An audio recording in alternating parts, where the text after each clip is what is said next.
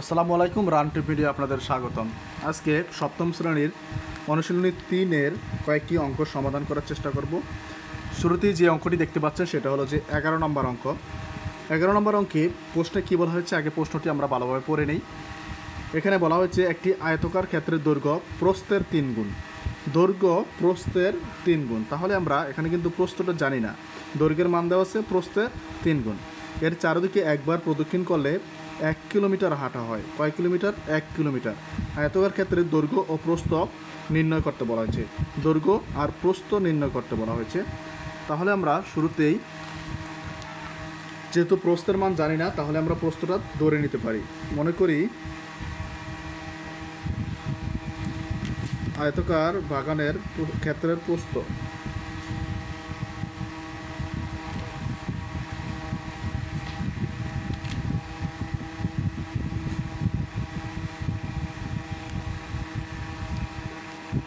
ক মিটার ধরে নেই। হ্যাঁ, তাহলে দৈর্ঘ্য বলা হয়েছে 3 গুণ, প্রস্থের 3 গুণ, মানে আমরা লিখতে পারি সুতরাং আয়তকার ক্ষেত্রের দৈর্ঘ্য প্রস্থের 3 গুণ, মানে কয়ের সাথে 3, তাহলে 3 ক মিটার। এখন আমরা পরিসীমাটা বের করে নিই। সুতরাং আয়তকার ক্ষেত্রের পরিসীমা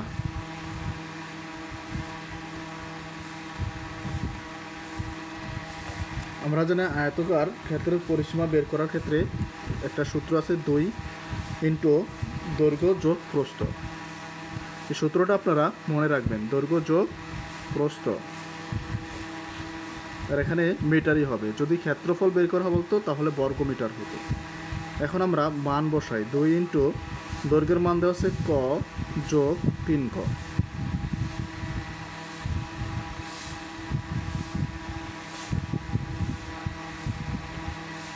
তাহলে কি হয়? 2 ইন্টু 3 কর সাথে 1 ক যোগ করলে 4 ক হয়, তাই তো? মিটার সমান কি হয়? 8 ক মিটার। তাহলে আমরা এখানে পরিসীমা পেয়ে গেলাম। তো কিন্তু আমাদের বের করতে বলা হয়েছে দৈর্ঘ্য আর প্রস্থ। আমাদের যদি পরিসীমা বের করতে বলা হতো তাহলে কিন্তু অঙ্কটা এখানেই শেষ হয়ে যেত। দৈর্ঘ্য প্রস্থ বের করার জন্য আমরা লিখতে পারি, আমরা জানি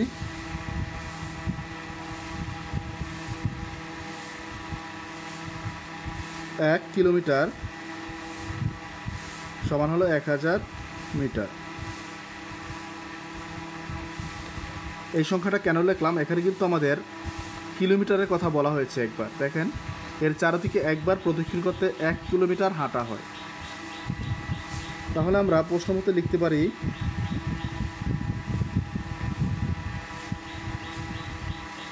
এই প্রশ্ন মতে লিখতে পারে কি, এই 8 ক অর্থাৎ পরিসীমা, মোট পরিসীমা প্রদক্ষিণ করতে কিন্তু 1 কিলোমিটার হাঁটা লাগে। 8 ক সমান অর্থাৎ 1000 মিটার হাঁটার প্রয়োজন। বা ক সমান তাহলে কি পাই? উপরে 1000-কে 8 দিয়ে ভাগ করতে হবে। তারা সুতরাং ক সমান পেই এই 8 দিয়ে এটাকে ভাগ করলে, কাটাকাটি করলে হয় 125।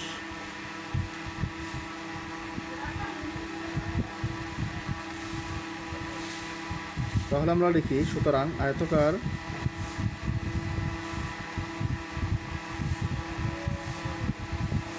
ক্ষেত্রের প্রস্থ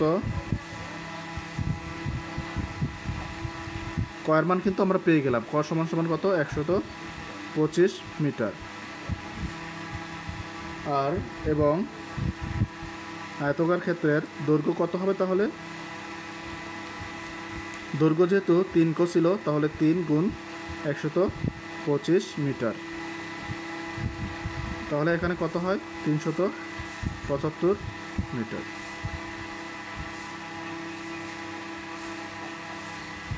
এটার উত্তর। আশা করি বুঝতে পেরেছেন।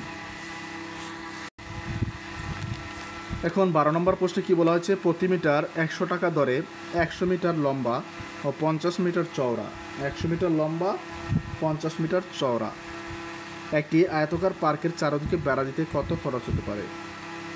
100 মিটার যেহেতু 100 মিটার যেহেতু লম্বা বলা হয়েছে, তাহলে আমরা দৈর্ঘ্য বলতে পারি 100 মিটার। আর চওড়া যেহেতু 50 মিটার বলা হয়েছে, তাহলে এই প্রস্থ হলো চওড়া আর লম্বা হলো এই যেটা। তাহলে আমরা জানি এটা হলো দৈর্ঘ্য, আর এটা যদি হয় প্রস্থ, তাহলে এখানে 100 মিটার আর এখানে কিন্তু 50 মিটার। তাহলে আমরা কি লিখতে পারি? আয়তাকার বাগানের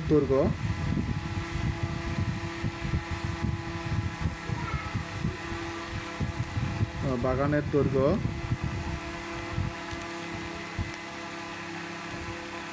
সমান সমান 100 মিটার। সুতরাং না এবং লেখা যায়, এবং আয়তাকার বাগানের প্রস্থ হয় 50 মিটার। তাহলে আমরা যদি পরিসীমাটা বের করে নিই, তাহলে কিন্তু কত টাকা খরচ হয় সেটা সহজেই বের করতে পারবো। সুতরাং আয়তাকার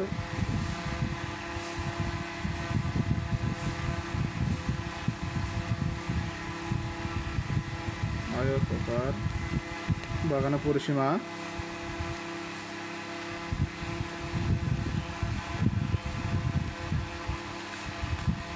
বের করার জন্য আমরা একটা সূত্র শিখেছিলাম, 2 গুণন দৈর্ঘ্য যোগ প্রস্থ।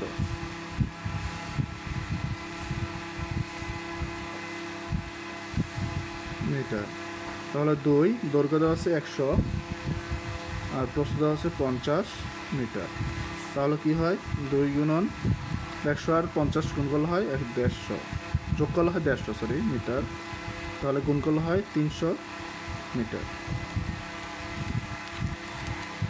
তাহলে আমাদের প্রশ্নে কিন্তু একটা কথা বলা হয়েছিল, সেটা হলো যে প্রতি মিটারে 100 টাকা দরে 100 টাকা খরচ হয়। প্রতি মিটারে খরচ হয় কত? 100 টাকা। তাহলে আমরা এখানে লিখতে পারি 1 মিটার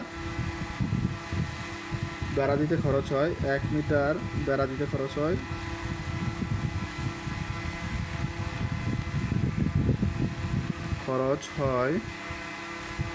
কত টাকা? 100 টাকা। সুতরাং এই 300 মিটার বেড়া দিতে খরচ হয়, বেশি হবে না কম হবে? অবশ্যই বেশি হবে 300 মিটারে, তাহলে গুণ করতে হবে, তাই তো? 100-র সাথে 300 গুণ টাকা সমান সমান, গুণ করলে এই 3 লিখতে পার 2টা, কারণ এখানে আছে 2টা, 4টা শূন্য। তাহলে উত্তর 30,000 টাকা। অসংখ্য ধন্যবাদ এতক্ষণ ক্লাসটির সাথে যুক্ত থাকার জন্য।